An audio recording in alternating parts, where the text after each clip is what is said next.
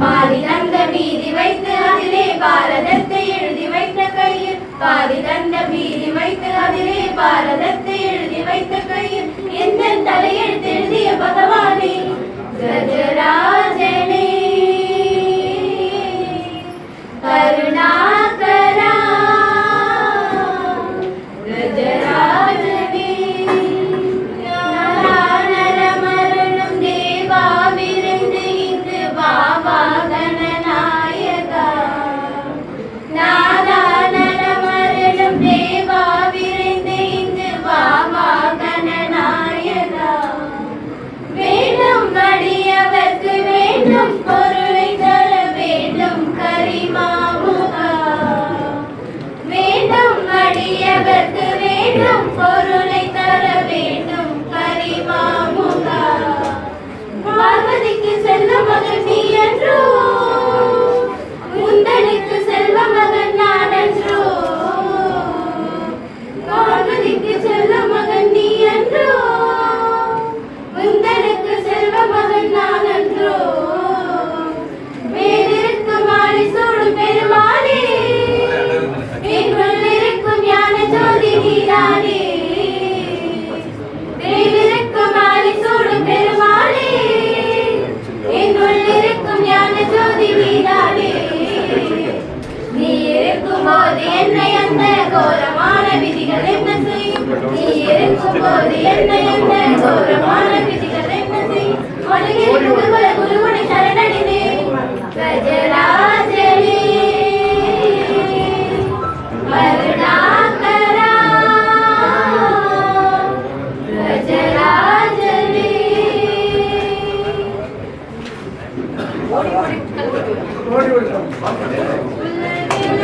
உலகிலாவுணர்ந்தோத கரியவன் இரவுலாவிய நீர்மணி மேனியன் அழகில் ஜோதியன் அம்பலத்தாடுவான் மலச்சிலம்படி வாழ்த்தி வணங்குவான் ஓம் நம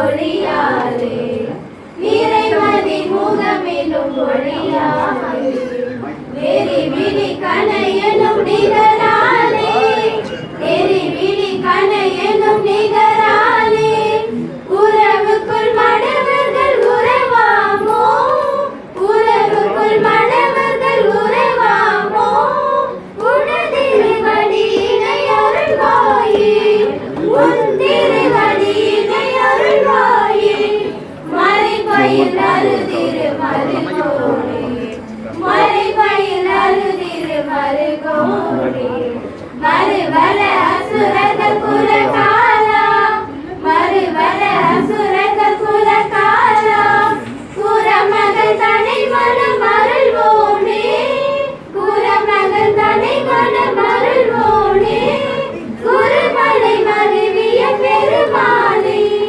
குருமலை மருவிய பெருமானே உனதிருவடியினை அருள்வாயே உன் திருவடியினை அருள்வாயே.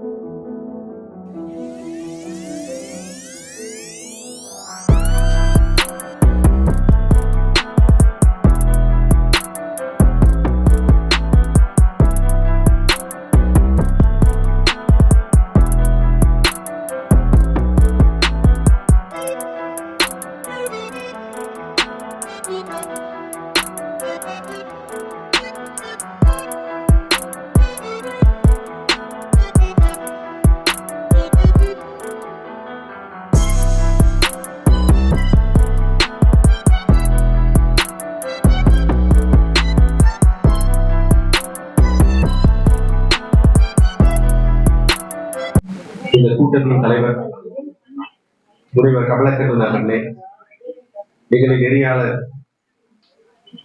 முனைவர் ராமதையா அவர்களே, ஐயா விபழகனார் அவர்களே, திருமதி அமுதா அவர்களே, விருதுகளுக்கு உள்ள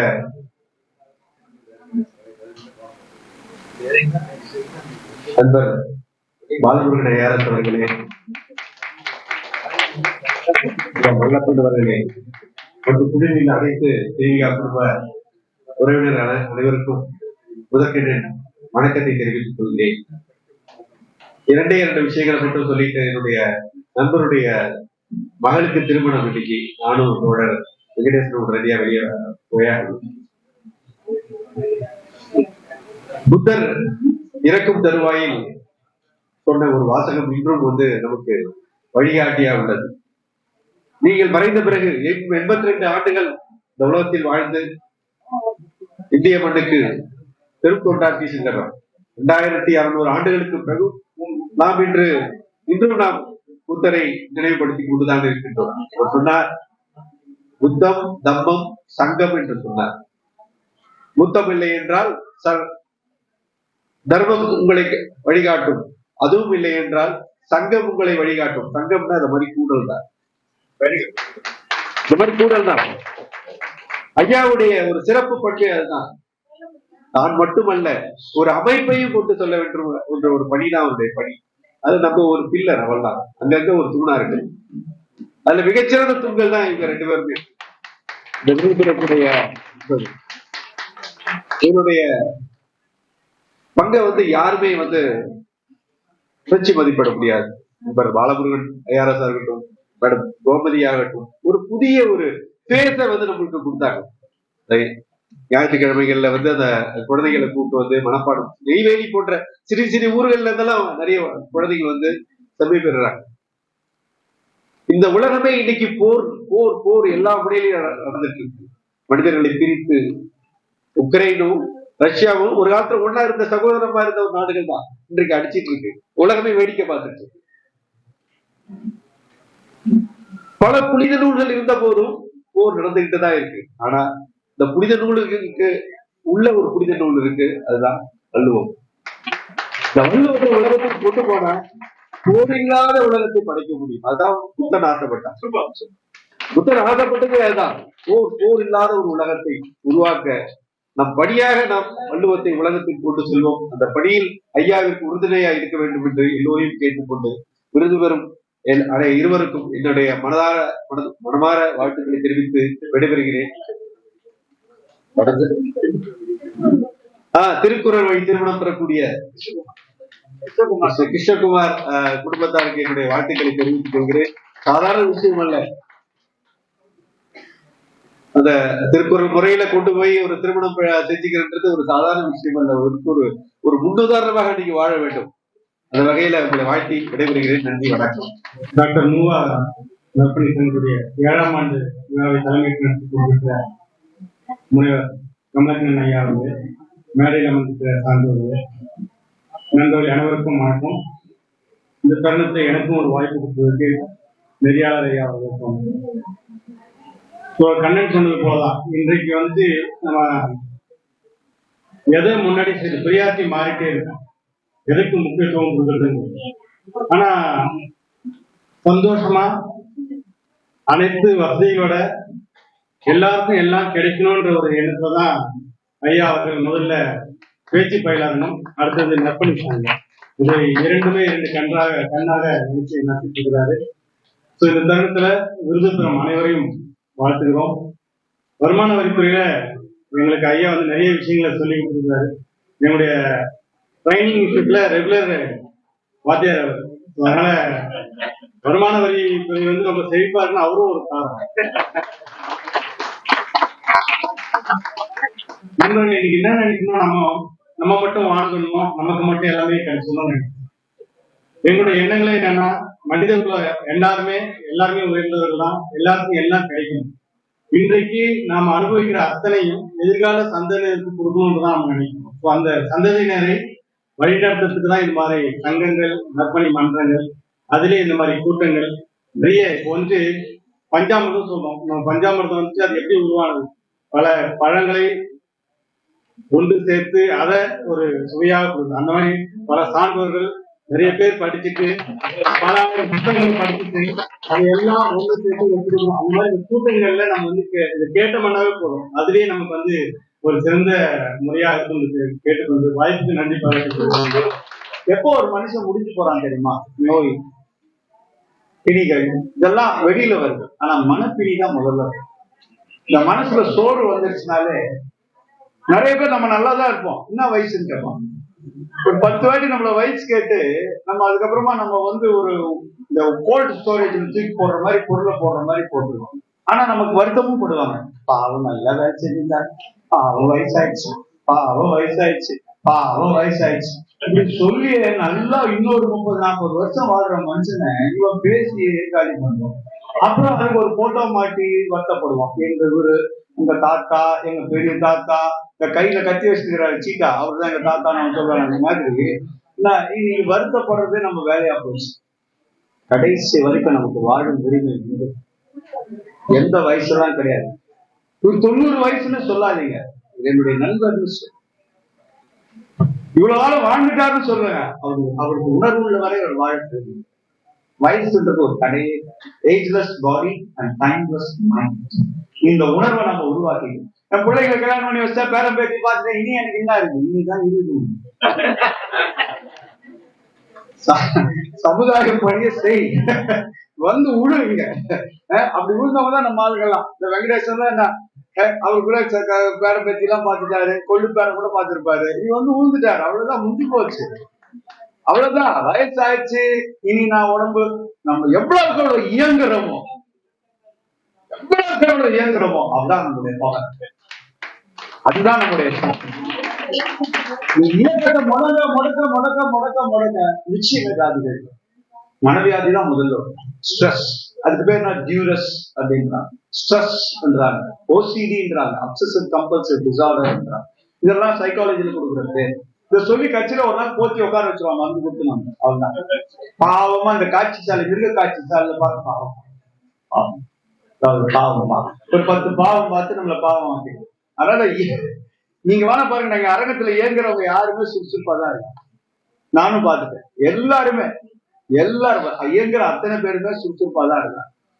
சில பேர் இயங்குறேன்னு சொல்லிட்டு இயங்குறது இல்லை, அது நான் பொறுப்பு இல்லை.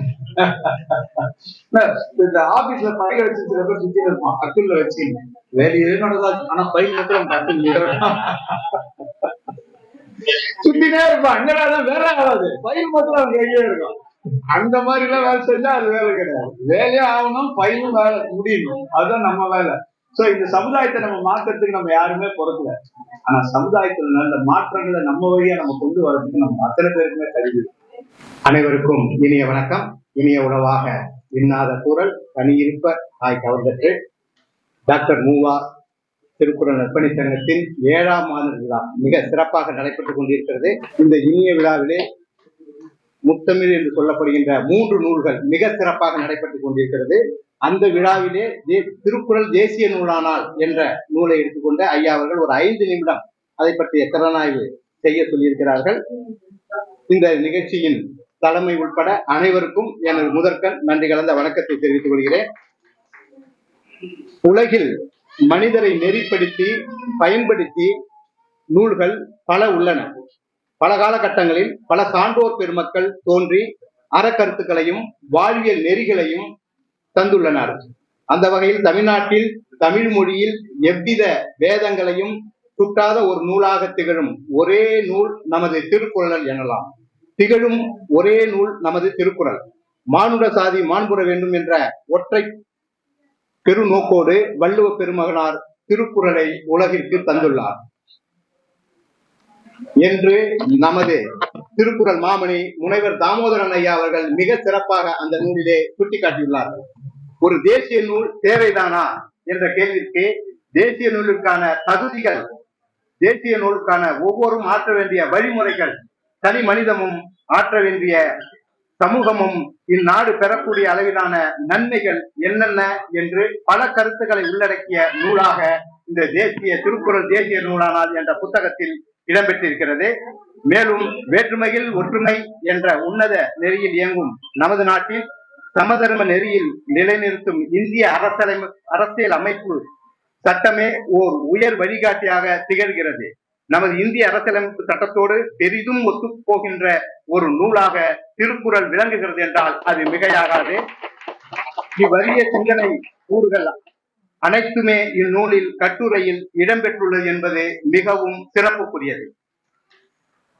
திருக்குறளை மேலைகளில் சுட்டிக்காட்டும் நூலாக மட்டும் இருந்திடாமல் மனித வாழ்க்கைக்கு நடைமுறையாக்கப்பட வேண்டிய நூலாக ஆக்கிடம் என்ற ஒரு உன்னத கருத்தோடு இந்த கட்டுரை அமைந்துள்ளது. இன்று நிலவுகின்ற பல மன போராட்டங்கள், வாழ்க்கை சிக்கல்கள், சமூக அவலங்கள் என அனைத்து பிரச்சனைகளுக்கும் திருக்குறளில் உள்ள தீர்வுகளும் இந்த நூலில் உள்ள சிறந்த எழுத்துக்களும் நம்மை மிக சிறந்த நூலாக திருக்குறளை நாம் எடுத்துக்கொண்டு அதன் வழியில் நடப்பதற்கான சாத்தியக்கூறுகளை இந்த கட்டுரை ஆராய்ந்து சொல்கிறது. எனவே தேசிய நூலான திருக்குறள் வேண்டும் என்று பல தமிழ் சான்றோர்களின் கனவு இந்த ஆண்டிலாவது நினைவாகிட வேண்டும் என்ற எண்ணங்களின் அடிப்படையில் இந்நூல் வடிவமைக்கப்பட்டுள்ளது என்பதை மிக்க மகிழ்ச்சியோடு தெரிவித்துக் கொள்கிறோம். உலக அளவில் பல நூறு சான்றோர்கள் போற்றிய உலக பொதுமுறை திருக்குறள் இந்த தேசத்தின் அரசியல் அங்கீகாரம் பெற்று தேசிய நூலாக முரசறையப்பட வேண்டும் என்பதே இந்த நூலின் நோக்கம். திருக்குறளின் தேசிய அங்கீகாரத்திற்காக ஊர்வலம் நடத்தி, பதாகைகள் உயர்த்தி, கூச்சலிட்டு போராட்டம் நடத்தாமல் அறிவின் துணை கொண்டு பல ஆய்வுகள் செய்து தீர்மானிக்கப்பட்ட முடிவே உங்கள் கையில் புத்தகமாக வர இருக்கின்றது. இதற்காக மெய் வருத்தம் பாராது, கண் குஞ்சாது, குறளெனும் ஆழ்கடலில் மூழ்கி முத்துக்களை எடுத்து அழகிய மாலையாக்கி கட்டுரையாக்கிய அனைத்து எழுத்தாளர்களுக்கும் மனமார்ந்த நன்றிகளையும் வார்த்தைகளையும் தெரிவித்துக் கொள்கிறோம். மகத்தான வாழ்வில் பொதுமறை திருக்குறள் பலம் நிறைந்த பாதைகளை அழிப்பதை ஏற்றி பதித்து தமிழ் தாய்க்கு மகத்தான மணிமகுடம் கிடைத்திட சீரிய பணி செய்திட்ட இந்த சமுதாய சிற்பிகளை பாராட்டியே ஆக வேண்டும். திருக்குறளை தேசிய நூலாக்க வேண்டும் என்ற வைராக்கியத்தோடு தன்னாலான முயற்சிகளை தொடர்ந்து முன்னெடுத்துக் கொண்டிருக்கிறது நமது டாக்டர் மூவா திருக்குறள் நற்பணி சங்கம் என்றால் அது மிகையாகாது. இந்த நூலில் ஒவ்வொரு எழுத்தாளரின் பார்வையும் அணுகுமுறையும் ஒவ்வொரு கோணங்களில் படிக்க படிக்க பிரமிப்பையும் ஆச்சரியத்தையும் ஏற்படுத்தும் வகையில் உள்ளது. தனி மனிதன் முதல் நாடாளும் தலைவன் வரை எப்படி இருக்க வேண்டும், நாடு சிறக்கிட என்ன செய்ய வேண்டும், மதம், மொழி, இனம் கடந்து வாழ்வியல் கூறுகளை வகைப்படுத்தி இருப்பதே நமது திருக்குறள். உலகிலேயே அதிகமான மொழிகளில் மொழிபெயர்க்கப்பட்ட நூல் என்ற பெருமைக்குரிய நூலான நமது திருக்குறள் தேசிய நூலானால் எந்நாட்டவருக்கும் ஏற்ற வகையில் ஏற்றம் தரும் வகையில் அமையும் என்பதில் எல்லளவும் சந்தேகம் இல்லை. அப்படிப்பட்ட திருக்குறளை ஒவ்வொரு ஆண்டும் விழா நடத்தி விருதுகள் தந்தும் விருதளித்தும் விருந்தும் கொடுத்தும் நம்மையெல்லாம் மகிழ்விக்கின்ற நமது டாக்டர் மூவா திருக்குறள் சங்கத்தின் பொதுச் செயலாளர், மரியாதைக்குரிய போற்றுதலுக்குரிய நமது அரங்கங்களின் பேரரசர் முனைவர் தாமோதரன் ஐயா அவர்களுக்கு நாம் என்றும் உற்ற துணையாக இருந்து இந்த நூல் தேசிய நூலாக நாம் எல்லாம் தொடர்ந்து அவருக்கு பக்கபலமாய் இருந்து செய்திட வேண்டும் என கேட்டுக்கொண்டு வாய்ப்பளித்த ஐயா உள்ளிட்ட அனைவருக்கும் நன்றி பாராட்டி விடைபெறுகிறேன். ஏன் திருக்குறள் தேசிய நூலா? அந்த காலத்துல எல்லாம் நம்ம பார்ப்போம், நம்ம இளைஞர்களா கல்லூரி போகும்போது ஜேம்ஸ் ஆக்லி சேஸ் கையில புக்கு, ஸ்டீபன் கோவி புக்கு, இந்த மாதிரி புக்கெல்லாம் ஸ்டைலா வச்சுட்டே வருவோம், இங்கிலீஷ்ல பார்த்துட்டே வருவோம். இவரோட புக் இருக்கும், ஷேக்ஸ்பியரோட இந்த பார்ட்ஸ், இந்த இதெல்லாம் பிளேஸ் இருக்கும், அதெல்லாம் பெருமையா இங்கிலீஷ்காரங்க நினைக்கிறாங்க. ஆனா நம்ம தமிழர்கள் உலகமே பிரமிப்பா பார்க்கிற திருக்குறள் பெரிய லெஜெண்ட்ஸ், யாரு பெரிய பெரிய லெஜெண்ட்ஸ், இவங்கெல்லாம் போற்றிய இந்த நூலை நாம இன்னைக்கு தமிழ்ல சொல்லப்பட்டிருக்கு. தமிழ்ல பேசுறது எனக்கு என்னன்னா, இது என்னையா அது, எனக்கு என்னன்னா ஒரே ஒரு வார்த்தை, அது ஏன் இப்படி பேசுறீங்க, தமிழா பேசுங்க, ஆங்கிலத்தை ஆங்கிலமா பேசுங்க, ரெண்டுக்கும் வித்தியாசம் இருக்கு. நீ தமிழை தெளிவா பேசுனா ஆங்கிலத்தை ரொம்ப அழகா பேசணும், நீ தமிழ ஆழமா பேசுனா ஆங்கிலத்தை கேட்சியா பேசணும். ரெண்டுக்கும் ஒரு பெரிய வேறு. மொழின்றது என்ன, வாய். அப்ப அந்த அழகிய தமிழ் மொழியிலே 1330 குறளை பதிவு செய்த திருக்குறள் இன்னைக்கு வாழ்க்கையில உடனடி தீர்வை தருது. நிறைய பேர் உடனடி தீர்வை தேடிதான் சாமியார் தேடி போறான். கட்சியில சாமியார் தீர்வை தேடி எங்க போயிருக்கான், அவனை காணும் தேடினுறான். நிறைய பேர் அறிவிச்சிடுறாங்க வேண்டப்பட்ட குற்றவாளி, அவர் காணும், அவருக்கு நோய் தீர்க்கிற சாமிக்கு நோய் வந்து அவருக்கு அறுவை சிகிச்சை பண்ணுகிறாங்க, அவரு எல்லா அறுவை சிகிச்சை அவர் பேசிய தீர்த்துறார், அவருக்கு பேசி அவருக்கு சிகிச்சை தேவைப்படுது. அப்போ இதெல்லாம் சொல்லாதவர் தான் தெரியும். அதிகப்படியா பேச மாட்டார், ஆனா ஒவ்வொரு எழுத்தும் அணு ஆயுதம் போல நமக்கு சக்தி. அதுதான் ஆற்றல் மிக்க சொல், அதான் திருக்குறள். சொல்லுக சொல்லை பிரிதோர் சொல் அச்சொல்லை வெறும் சொல்லி 645. இது எல்லா துறைக்கும் போகும், வழக்கறிஞர் துறை, மருத்துவத்துறை, எல்லா துறைக்கும் போகும். இதுதான் 645. நோய்க்கு மருந்து, நான் நோய் இல்லாம இருக்கணும் சார், என்ன செய்யலாம் சார்? நீங்க எல்லாரோட ஆசை என்ன, ஆரோக்கியமா இருக்கு, நான் நடந்தா உடம்பு எனக்கு போதும், கையும் தானே இருக்கணும், ஆனா வலிக்க இல்லையா, சந்தோஷமா நான் மனசுல எனக்கு எப்பவும் மகிழ்ச்சி இருக்கு. இதெல்லாம் நான் என்ன சார் இருப்பாங்க 945 எடுத்து வீட்டுல ஒட்டி வச்சுக்கோம். சரி, இதெல்லாம் நடக்குமா? நம்பிக்கையோட செய்யும். இந்த பூமி இப்ப இருக்குமா நமக்கு தெரியுமா? நம்பிக்கையோட தான் நடந்து. இது மீட்டிங் நடந்து திடீர்னு ஒரு பூகம்பம் வந்து எவனா சொன்னா நம்ம நம்புவோமா? ஆனாதான் நம்புவோம். அது வரையும் நம்பிக்கை, வாழ்க்கை நம்பிக்கை. அந்த 945 நீங்க படிச்சு வாழ்க்கையாக்குங்க, உடம்பு அவ்வளவு நல்லா இருக்கும். சார் நிஜமா நடக்குமா? யாரோ சொல்றது நம்புறீங்க, வள்ளுவர் சொல்றது நம்புங்க, நான் சொல்றது நம்பாது. 945 மாறுபாடு இல்லாத உண்டி. உண்டி என்றால் உணவு. மாறுபாடு இல்லாத உண்டி. மறுத்து மறுத்து மறுத்து உணி ஊறுபாடு இல்லை உயிர்ப்பு. இது அப்படியே எழுதி வச்சோம். 945 நம்பர் வேணா நோட் பண்ணு. நம்ம உடம்புக்கு எந்த உணவு ஏற்புன்னு எல்லாருக்குமே தெரியும். இப்ப நான் ஒரு உதாரணத்துக்கு சொல்றேன். நான் ஒரு 25-4 வருஷமா இரவுல 2 சப்பாத்தி தான், ஒரு சின்ன டம்ளர்ல பால், அவ்வளவு. இதுதான் இன்ன வரைக்கும் உணவு. இன்னைக்கு நான் வெளியே போனாதான் மாறுபடும், மற்றபடி நான் மாத்துறதே கிடையாது. 2 சப்பாத்தி ஒரு, ஏன்னா நான் ஓடுனதுனால சப்பாத்தி சாப்பிட்டேன், இல்லைன்னா எனக்கு அந்த பழக்கம் வந்துருக்காது. 2 சப்பாத்தி ஒரு பால் 25 வருஷங்களா நான் தான் சாப்பிட்டேன். இன்னைய வரைக்கும் மாறுபாடு இல்லாத என் உடம்புக்கு ஏத்துக்கிற உணவு. அதை எப்படி சாப்பிடணும்? போதும் போதும் போதும்னு சாப்பிடணும். பொடுன்னு சாப்பிடணும். போதும் போதும்னு நீ மாறுபாடு இல்லாத உண்டியை உண்ண கற்றால் உன்னுடைய உயிருக்கு மாறுபாடு இல்லை.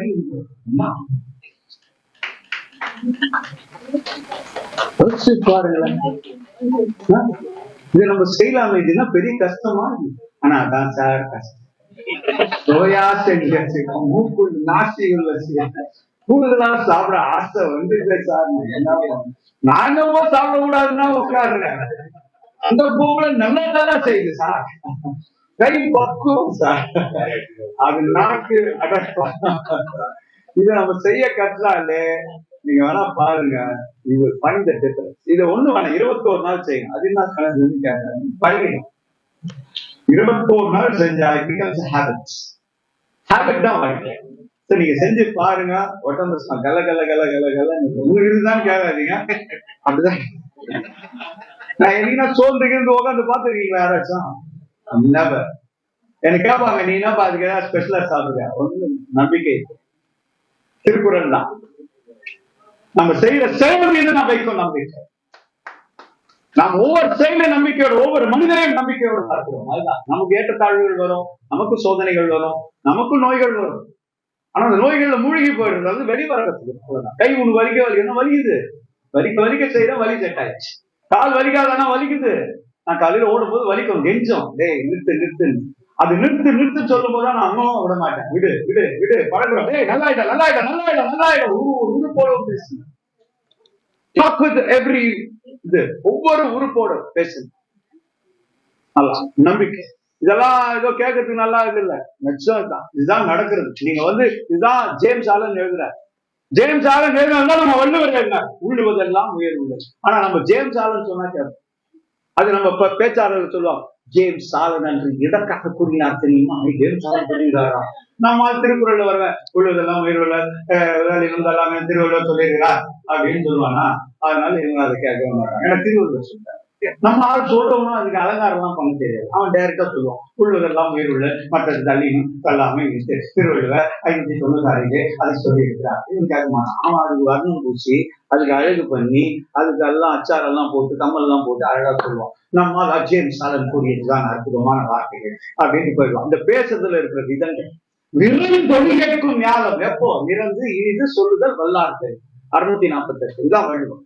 நீ அழகாக, இனிமையாக, கோர்வையாக, நயம்பட, நுட்பமாக நீ பேச கற்றால் இந்த உலகமே கேட்கும். உலகமே ஓடி வந்துவாங்க. அனைவருக்கும் எனது பணிவான வணக்கம்.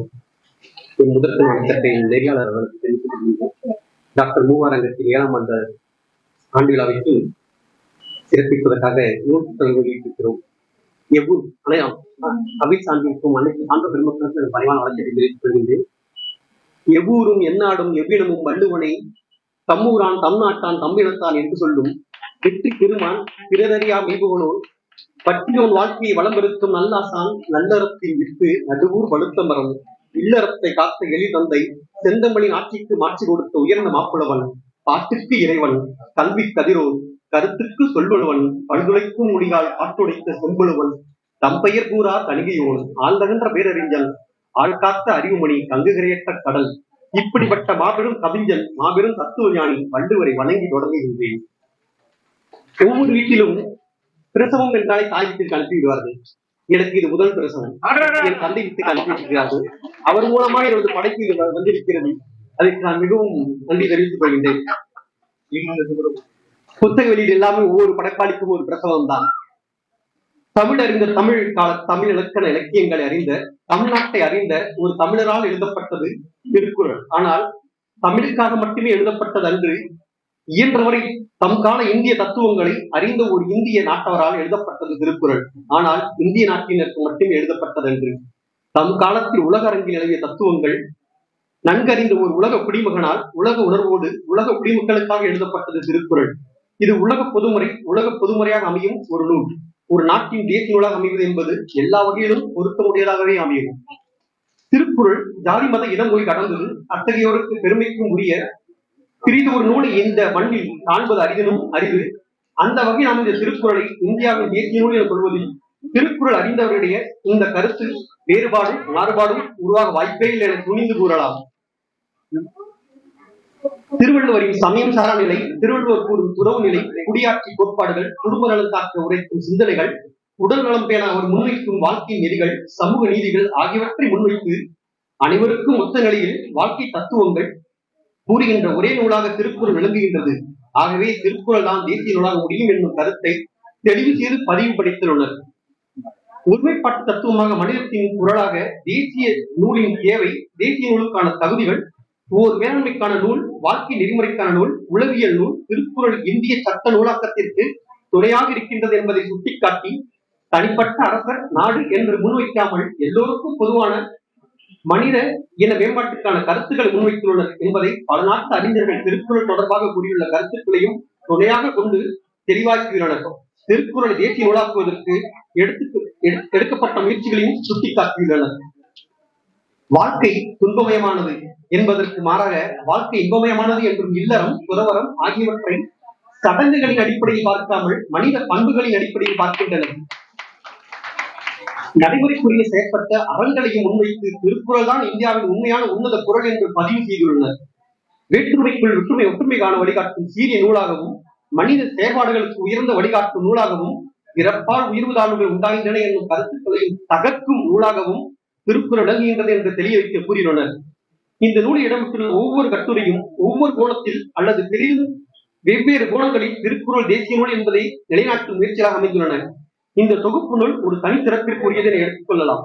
மாணவர்கள் கல்வி, இலக்கியம் முதலிய துறைகளில் தமிழ் சமுதாயம் மேம்படவும், விழிப்புணர்வு பெறவும், உலகம் உயர்ந்தோங்கி இக்கப்படான அறப்பணியில் ஈடுபட்டு அயரால் உழைத்து வரும் ஆளுமையின் சிறந்த டாக்டர் மூவா திருக்குறள் நற்பணி மன்றம் பல்வேறு விழாக்கள், கருத்தரங்குகள், நூல் வெளியீடுகள் என பல்வேறு நன்முயற்சிகள் மேற்கொண்டு உருவாவதை நன்கு நாம் அறிவோம். இப்போது உலக பொதுமுறை திருக்குறள் இந்திய தேசிய பெருநூலாக அறிவிக்கப்பட வேண்டும் என்ற வேண்டுகோள் கிணங்க தங்களையும் இணைத்துக் கொண்டு அப்பொருள் பற்றிய ஆய்வறிஞர்களின் ஆய்வுரை தொகுதி கட்டுரைகளை உள்ளடக்கியதாக கொண்டு வந்திருப்பது திருக்குறள் தேசிய நூலானால் என்ற இந்த புத்தகம். இந்த முயற்சி திருக்குறள் தொடர்பான எழுச்சியை இந்திய அளவில் உருவாக்கம் செய்ய ஓரளவிலும் தூண்டுதலாக அமையும் என்பதில் ஐயமில்லை. இந்த வகை டாக்டர் மூவா திருக்குறள் நற்பணி மன்ற சான்றோர்களின் முயற்சியை வாழ்த்துகின்றேன், வணங்குகின்றேன். திருக்குறள் இந்த புத்தகத்தில் ஒவ்வொரு பக்கங்களும் நமக்குள் ஒரு புத்துணர்ச்சி ஏற்படுத்துகின்றது. வாசித்து பார்த்தேன். ஐயா நேற்று புத்தகத்தை கொடுத்து படித்து சொன்னார், கீழே வச்சு மனம் வரவில்லை. படித்துக் கொண்டே புரட்டி கொண்டே இருந்தேன். புத்தகத்தை முடித்துவிட்டு ஐயா நைட்டு இரவு தொடர்பு கொண்டு ஐயாவோட கூறினேன், கட்டுரையில் அத்தனையுமே நம்ம வீட்டில் கட்டாய திருக்குறள் எப்படி நம்ம பாதுகாக்க வேண்டுமோ, திருக்குறள் எப்படி வாசிக்க வேண்டும் என்று அந்த புத்தகத்தில் அவ்வளவு அழகாக கூறியிருக்கிறார்கள். ஒவ்வொருவரும் முக்கியமாக உங்களுக்கு திருக்குறள் அருமையை ஒரு சிறு எடுத்துக்காட்டு சொல்ல விரும்புகின்றேன். ராஜராஜ சோழன் அவர் கல்வெட்டி எல்லோரும் பார்த்திருப்பீர்கள். இன்று அதுதான் பெருமையா பேசப்படுகிறது. அப்படி இந்த ராஜராஜ சோழன் வாழ்ந்த காலத்தில் தனது கோயில் எப்போது சுத்தி வந்து பார்க்கும் பொழுது தீபங்கள் இருந்து கொண்டே இருக்கும். ஒரு தீபம் மட்டும் எரியவில்லை. ஏனென்று பார்க்கிறார். அங்கு இருக்கும் காவலனை கூப்பிட்டு கேட்கிறார், இது 71 மரக்காயானோட தீபம், அவர் தான் விளக்கேற்ற வேண்டும், ஏன் ஏற்றவில்லை என்று கேட்கிறார். அப்போது கூறுகிறார், 1.5 மாதமாக அவர் காணவில்லை, அவர் எந்த ஏற்றவில்லை என்கிறார்கள். உடனே அவர் வீட்டுக்கு சென்றுலாம் என்று ராஜா தேரை எடுத்துக்கொண்டு நேராக அவர் வாழ்ந்த 71ஆம் மரக்காய ஊருக்கு செல்கிறார். வீட்டு வாசல் நிற்கின்றார். கதவை தட்டுகிறார்கள். அந்த பெண்மணி உள்ளே பெண்மணி மட்டும் இருக்கிறார். பெண்மணி நாராய் கிடக்கும் தன் குழந்தையை தோளில் போட்டுக் கொண்டு வெளியே வருகிறார். ராஜாவின் பாதத்தில் அமர்ந்து கீழே உட்கார்ந்து விம்மி கொண்டு அழுது கொண்டு சொல்கிறார், என்னாகிவிட்டது, எங்கே உன் கணவன் என்று. அப்பொழுது அவர் கூறுகிறார், என் கணவன் போன மாதம் வெள்ளத்தில் நீங்க கொடுத்த 40 பசுமாடும் என் கணவரும் அடித்து செல்லப்பட்டார் என்று. அப்படி இப்படி கடந்த 23 நாட்களாக விளக்கு எறிந்தது என்று கேட்கிறார். அதற்கு அந்த பெண்மணி கூனி குறுகி வெட்கப்பட்டு நாணப்பட்டு, என் தாய்ப்பாலை விற்று அதில் கிடைக்கும் காசில் நெய் வாங்கி விளக்கேற்றின ஐயா, அந்த 7 நாட்களாக தாய்ப்பால் சுரக்கவில்லை, அதனால் என்னால் விளக்கேற்ற முடியவில்லை என்று கூறினார். அப்போது தேரிலிருந்து இறங்கி வந்து ராஜராஜ சோழன் தன் நாராய் கிடக்கும் குழந்தையை தன் தோழி தூக்கி கொண்டு சொன்னான், இந்த குழந்தையை நான் வளர்க்கின்றேன், இந்த தாய்க்கு 40 பசுக்களை இப்போது விடுங்கள், அந்த 40 பசுக்களையும் நான் வளர்க்கின்றேன் என்று கூறினான்.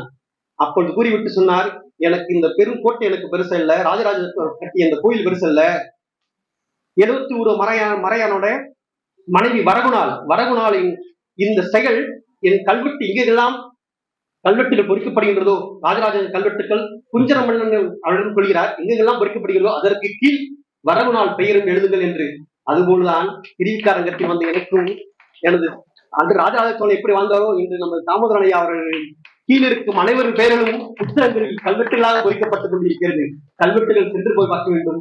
இன்று மொபைல் இணையதளங்களாக எல்லா புத்தகங்களும் வந்து கொண்டே இருக்கிறது, தினமும் வந்து கொண்டிருக்கிறது. இந்த வாய்ப்பு தந்த எனது சான்றாகிய எனது குரு ஆகிய நேசிக்கின்ற எனது சான்றோருக்கு நன்றி வணக்கம் தெரிவித்துக் கொண்டு விடைபெறுகிறேன். நன்றி.